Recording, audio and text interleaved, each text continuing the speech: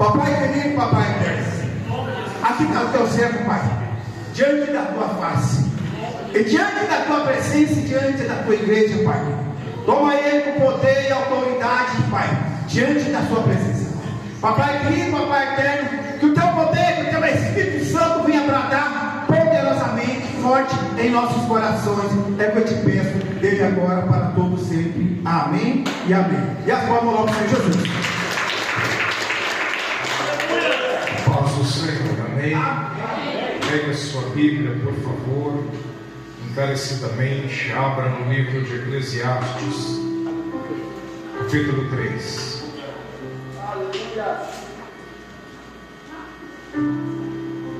Depois de Salmos, depois de Provérbios, capítulo 3, versículo 1. Nos últimos dias eu tenho tido uma imagem no Espírito, com o meu Espírito, um alinhamento. Quanto mais eu estudo, menos eu sei de Deus.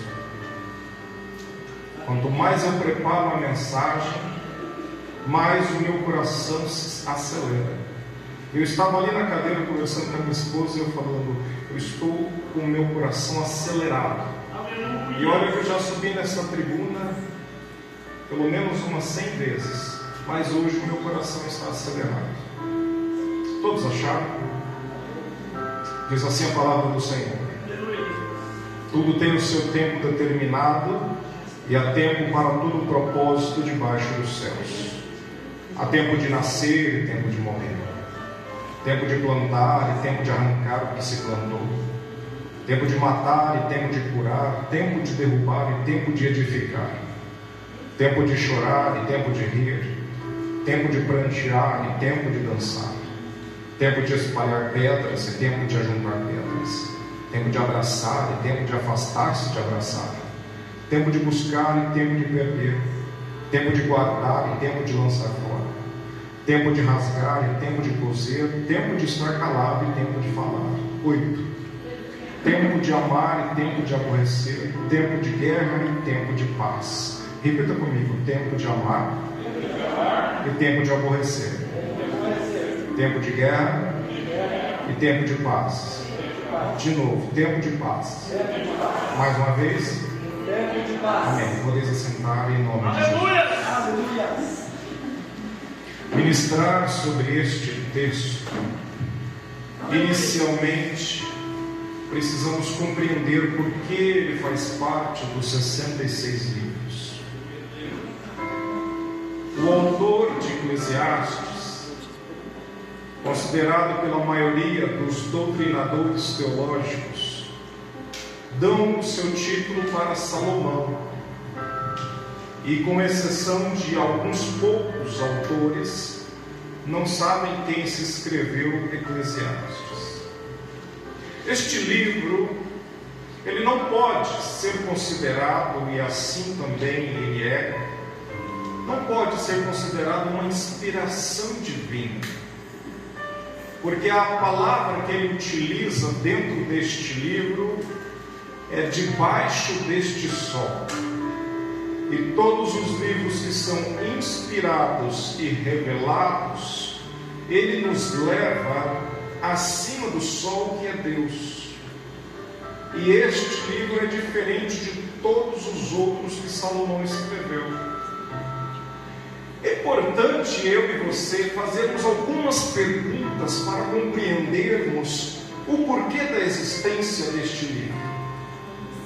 Salomão foi um homem muito estranho e um ponto fora da curva. Talvez você já ouviu falar que ele foi o homem mais rico da terra. Talvez você já ouviu falar que ele foi o homem mais sábio da terra. Talvez você já ouviu falar que ele foi o homem que melhor se vestiu na face da terra. Este é o lado transparente de Salomão. Assim também somos eu e você. Nós gostamos de transparecer aquilo que temos de melhor. Nós gostamos de apresentar aquilo que somos de melhor e esconder aquilo que somos de pior. Isso está engrunhado dentro do nosso ser. Agora vamos aprender um pouquinho daquilo que esconderam de Salomão. Salomão, através de experimentos, ele conseguiu atingir e abrir portais para se adentrar em valas e regiões satânicas. Salomão teve mais de 1000 concubinas. Salomão foi um homem que fez convênios com Satã. Salomão tinha um anel no seu dedo que lhe dava poder para mandar e desmandar nas forças ocultas. Pode pesquisar aí agora no seu celular. Existe um livro que ele escreveu que se chama Clavículas de Salomão. Então, quando um dia você pensar em abandonar a Cristo e querer ter poder e autoridade, compre o livro Clavículas de Salomão e você terá um belo encontro com o nosso adversário. Este é o que escreveu Eclesiastes. E eu te pergunto, por que foi autorizado na Septuaginta, ou seja, no cânon muratoriano, que este livro estivesse aqui? Para poder demonstrar que ele falhou e nós devemos aprender com quem falhou. A primeira coisa que nós aprendemos é que nós somos indisciplinados com o tempo. O tempo não pertence a Deus. Deus não está limitado ao tempo. A palavra do Senhor diz que um dia para Deus são como se fosse 1000 anos, e 1000 anos são como se fosse um dia. O tempo não está restrito contra Deus, mas ele está restrito contra o homem. Olhe para trás e você vai tentar imaginar você na sua juventude. Você não tinha cabelo branco, nós não tínhamos rugas, nós tínhamos, pelo contrário, uma grande disposição para nadar, uma grande disposição para jogar bola, uma grande disposição para aventuras, uma grande disposição para fazer com que a noite fosse nossa, e acordávamos pela manhã com toda a disposição possível. Mas veja o que aconteceu comigo e contigo. O tempo nos atingiu direto no coração, como se fosse uma flecha.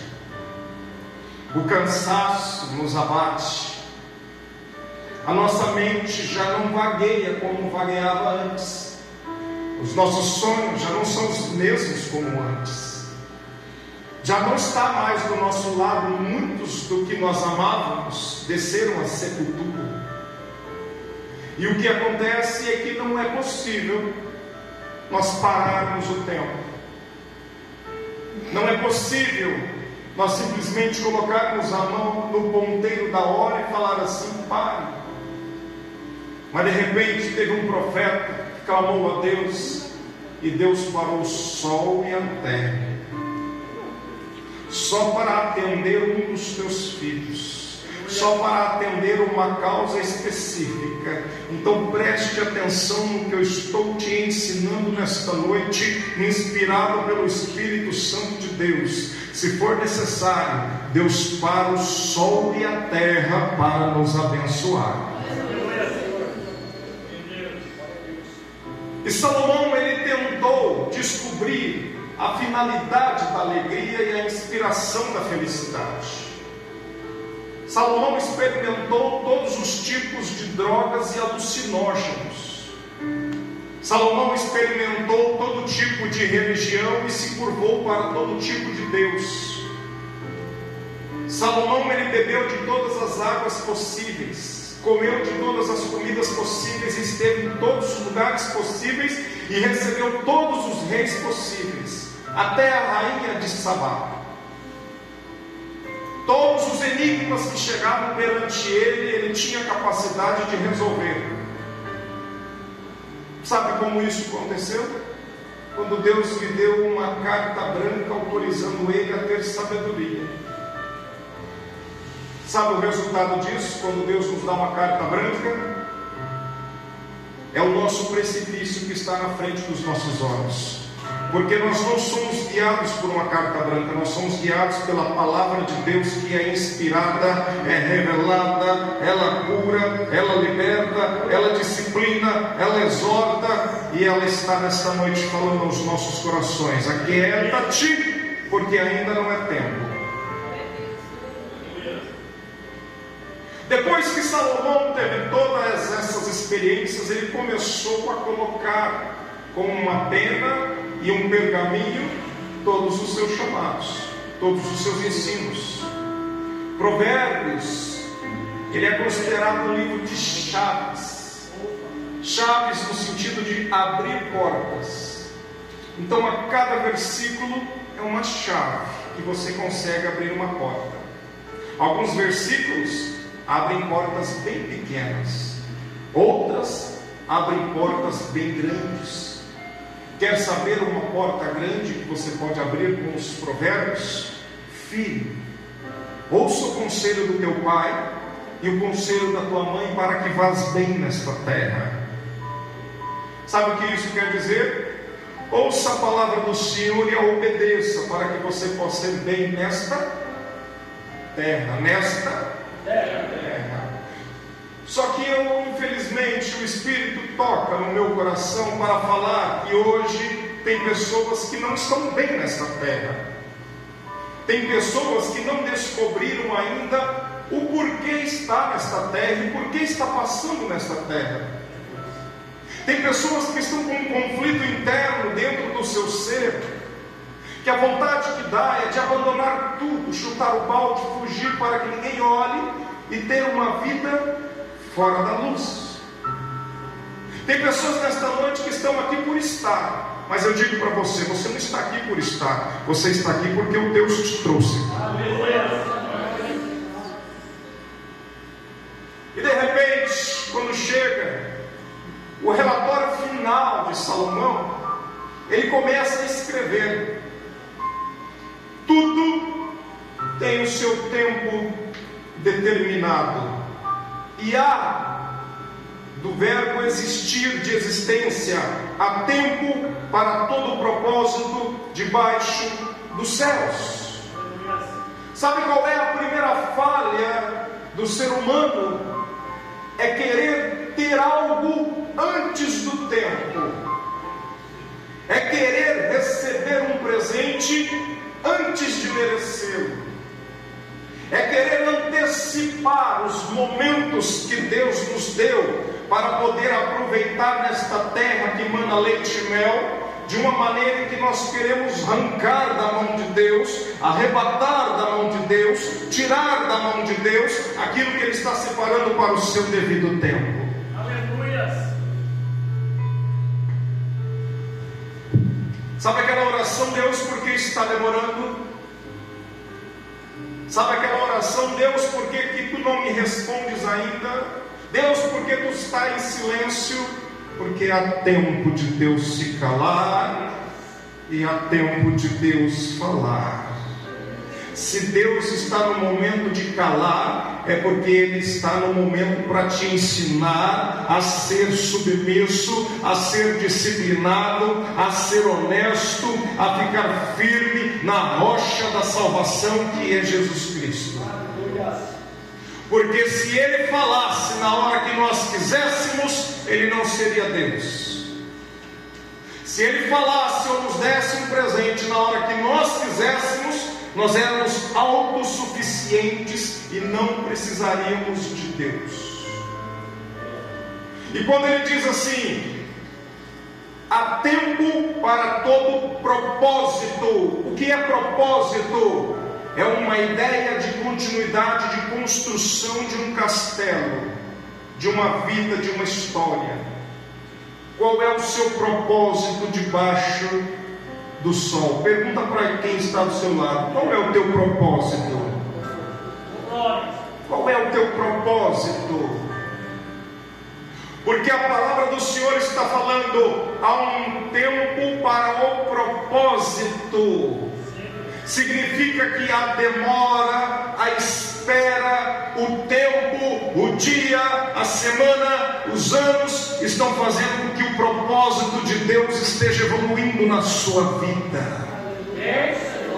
O propósito de Deus está chegando, mas você precisa entender que nós somos limitados ao tempo. Moisés, quando subiu no monte, ele enxergou a terra prometida, mas ele não pisou em vida. Depois da sua morte no monte do Getsemane, chega quem e pisa na terra prometida? Moisés. Pedro diz: vamos construir 2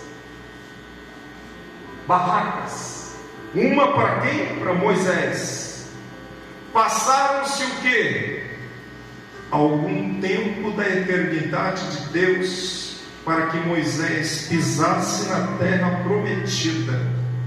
Moisés estava com a mesma aparência do monte do Getsemane. Ele não estava diferente, ele estava igual. Sabe por quê? Porque como ele estava no mundo espiritual de Deus, no terceiro céus, ele não sofreu com o tempo do desgaste do corpo. O mesmo Moisés que estava no Monte Sinai, não sei se com cabelo branco ou não, era o mesmo Moisés que estava com Jesus Cristo. Quem está me entendendo? Ele não foi limitado ao tempo, ele estava ali perfeito. Se Josué olhasse ele, falava: você está igualzinho, não mudou nada. E qual é o propósito que Deus está te ensinando por não ter chegado àquilo que você está esperando? Isso você tem que descobrir dentro do teu ser o que Ele quer te ensinar. Essa escola, ela é individual. Essa escola, ela é passada sozinha, no vale da sombra e da morte, na solidão, sem ninguém, você e Deus. Porque se fosse com o tempo que nós queríamos, o propósito não existiria.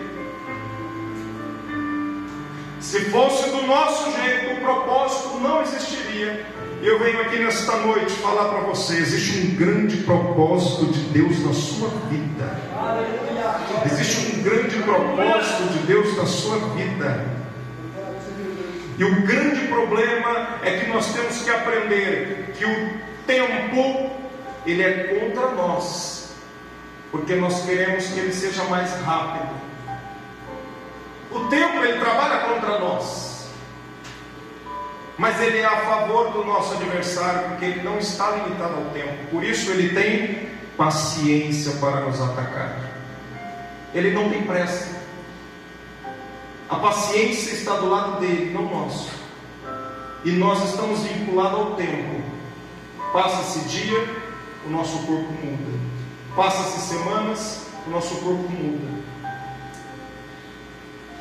Há tempo de nascer e tempo de morrer. Tempo de plantar e tempo de arrancar o que se plantou.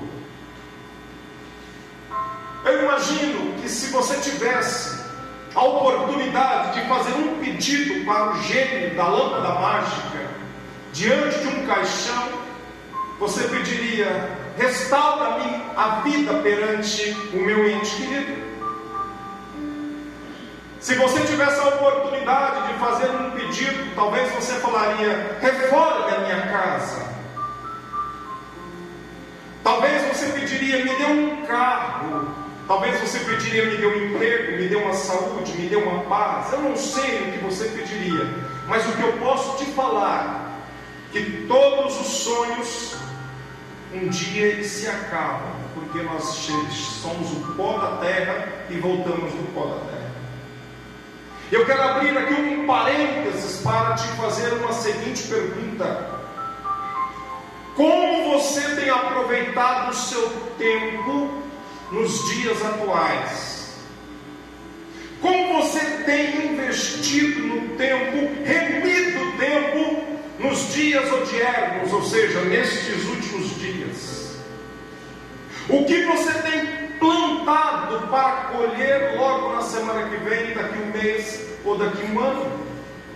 Porque o nosso tempo, ele é fruto do que nós plantamos.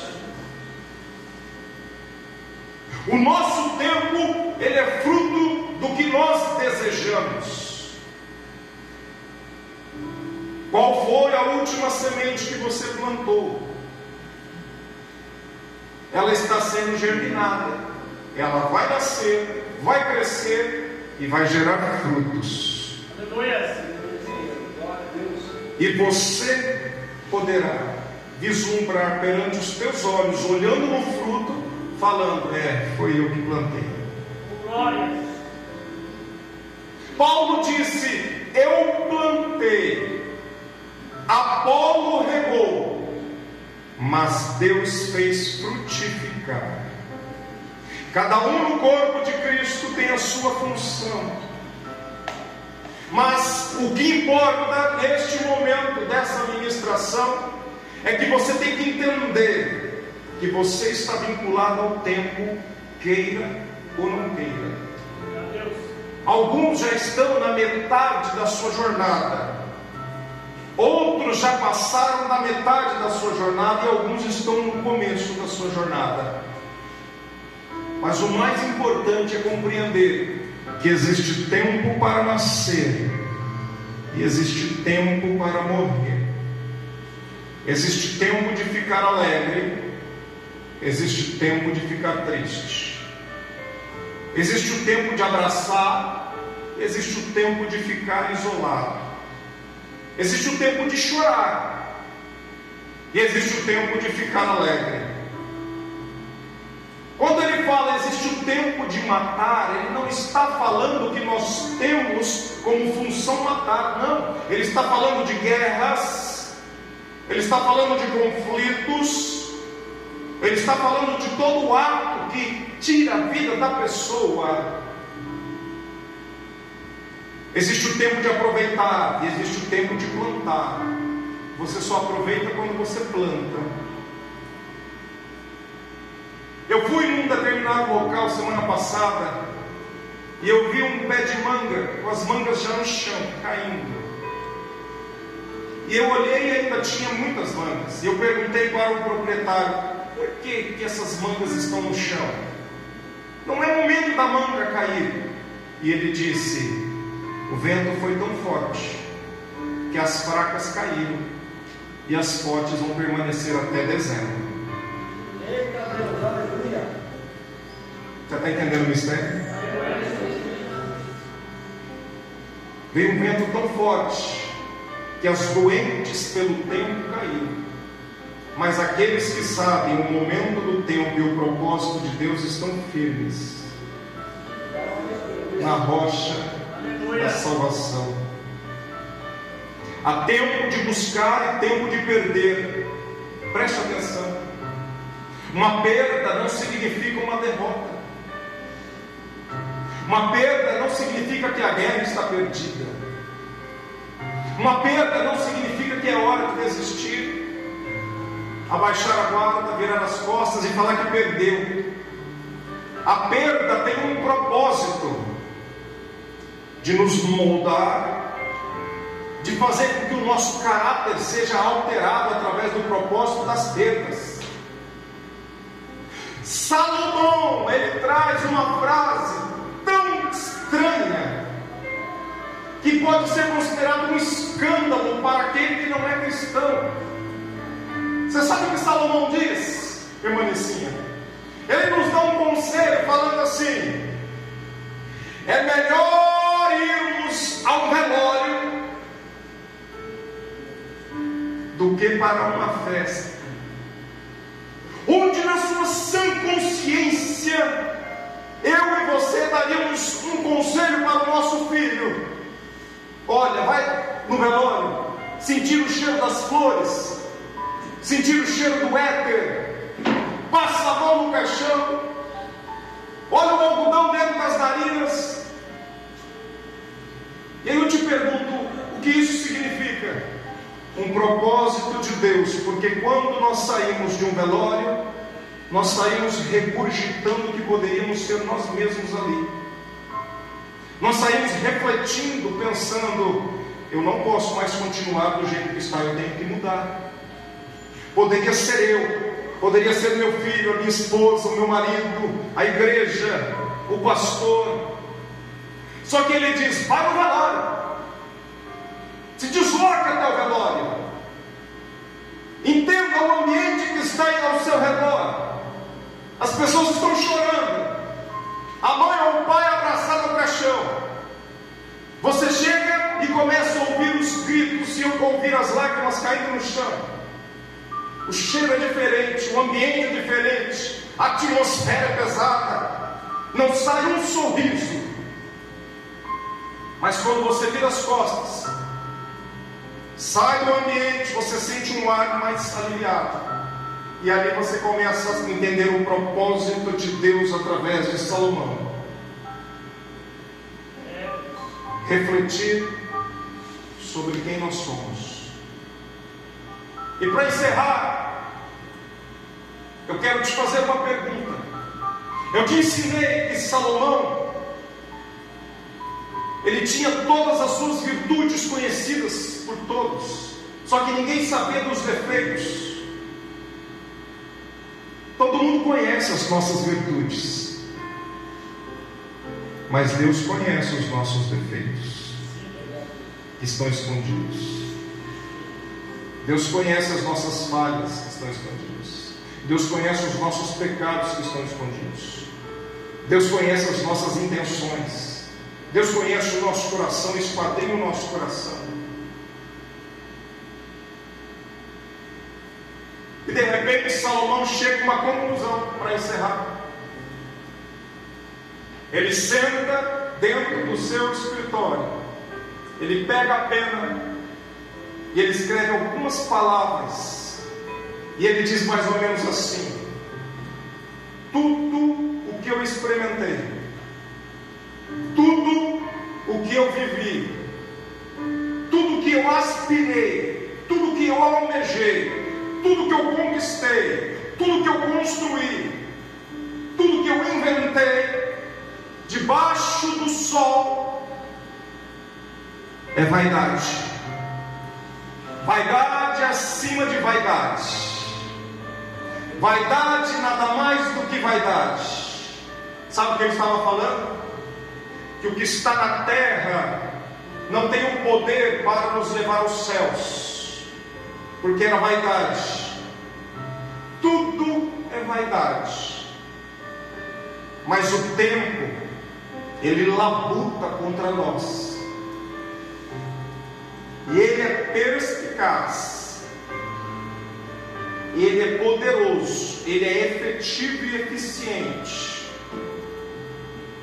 Alguns, quando vão comemorar o aniversário, não gostam de colocar as velhinhas em cima do bolo. Para quê? Já cheguei a certa idade, ninguém precisa saber quantos anos eu tenho. Os mais velhos são assim, não precisa mais.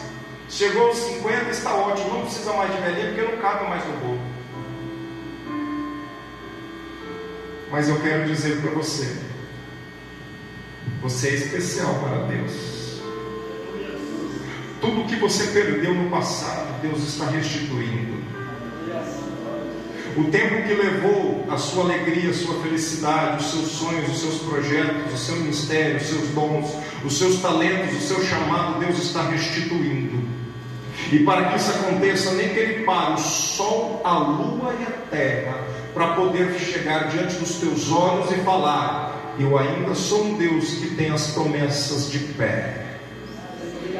O tempo não pode me parar para te abençoar. Não estou vinculado ao tempo, mas eu sou um Deus que te conhece, que te escolhe. Convido você a ficar de pé. Aleluia. Glória a Deus. Aleluia. Há tempo para todas as coisas debaixo dos céus. E esse tempo tem por objetivo fazer com que os propósitos de Deus sejam evoluídos na nossa vida. Alguns estão tomando leite, outros estão comendo um alimento sólido. Mas eu acredito que aqueles que estão no leite terão o propósito de evoluir espiritualmente, crescer espiritualmente, compreender que do jeito que está não pode. Do jeito que está não pode. Você precisa evoluir e você precisa entender que o tempo ele urge, ele é urgente, e o tempo pode cancelar os nossos propósitos pelo cansaço. Só que nesta noite o Senhor está falando: eu sou o dono do tempo. Eu sou o dono do tempo. Eu sou o Senhor do tempo. Eu sou o Deus que fala. Fecha os teus olhos. Eu sou o dono do tempo. Fecha os teus olhos. Eu sou aquele que segura o tempo, aleluias. Eu sou aquele que pode parar o sol, aleluias. Eu sou aquele que pode parar a lua, aleluias. Eu sou aquele que pode parar o ponteiro, aleluias. Você que fala em línguas, fala em línguas. Você que profetiza, comece a profetizar. Você que interpreta, comece a interpretar. Você que tem visões, solte para a igreja. Você que tem a unção de Deus, comece a pular perante a presença dele, porque carruagens e cavaleiros de fogo começam a chegar, labaredas de fogo começam a tomar conta do nosso lugar, e eu imagino que nesta noite milagres estão liberados. Espírito Santo de Deus, de uma maneira coletiva, comece a tomar conta desta igreja, comece a derramar da tua unção e do teu propósito. Na autoridade do Senhor eu profetizo uma unção coletiva sobre este povo. Oh Espírito Santo de Deus, eu sinto a tua presença aqui nesta noite. Aonde estão aqueles que são batizados? Aonde estão aqueles que falam mistérios? Aonde estão aqueles que enxergam o céu pelo lado de dentro? Aonde estão aqueles que são chamados? Aonde estão os obreiros? Aonde estão as profetisas? Aonde estão os profetas? Aonde estão os levitas?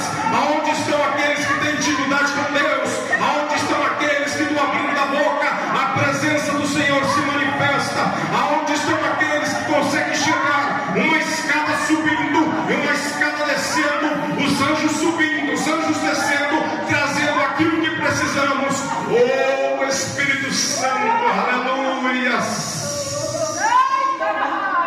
Oh Espírito de Deus, existe um propósito nesta noite para a igreja. Ouça-me, eu falo e repito: eu sou o teu Deus, Senhor do tempo, o Deus do tempo. Eu vou sacudir a minha igreja. Não temas, nem se preocupe. Muitos cairão, são frutos podres, mas como Deus, a minha misericórdia, ela se estende de geração a geração. Eu tenho o controle do tempo, e eu quero que todos sejam salvos no meu aprisco. Não temas, porque eu sou um Deus que ainda fala. Ai daqueles que não ouvem a minha palavra. Ai daqueles que às escondidas têm pecado. Dá tempo para voltar. Eu toco na tua ferida neste momento. Eu aponto o dedo para quem eu amo. Eu disciplino aquele a quem eu amo. E eu digo: o tempo está acabando.